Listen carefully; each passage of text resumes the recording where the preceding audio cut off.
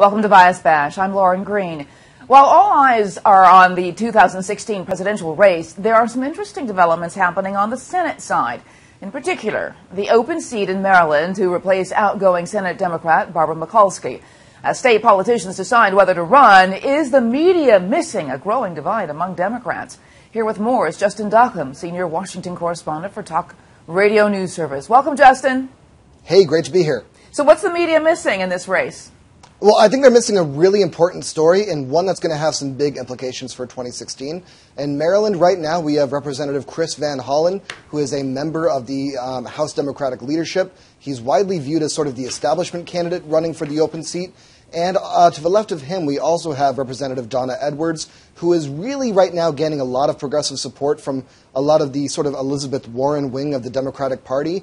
And this is setting up to be a pretty bruising primary, and one that really gets down to the sort of nitty-gritty about what it means to be a Democrat in 2016. Yeah, this is something you were bringing up before when we talked, is that, you know, the stories seem to focus on who's running, because there's a long list of politicians who might decide to run, including the mayor of Baltimore, I believe even.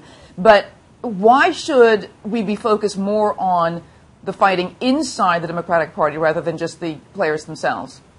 Well, I don't have to tell you, in 2010, we saw a huge divide in the Republican Party.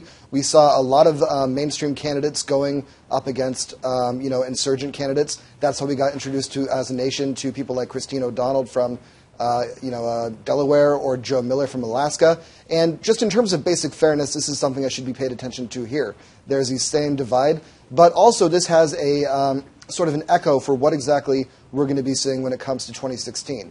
Hillary Clinton right now hasn't really been challenged to the left from a lot of the names that are sort of floating out there, but there really hasn't been a discussion yet that would really engage people like Bernie Sanders or people like Martin O'Malley, who are running on sort of a different economic message than Hillary Clinton is used to. So I think if we start seeing this sort of divide going forward in Maryland, this could be a bellwether for the future of the Democratic Party and what exactly they're going to look like, not just in 2016, but for years to come. Yeah, but it's a foregone conclusion that it's a Democratic seat. I mean, are there any Republicans that even have a chance at this?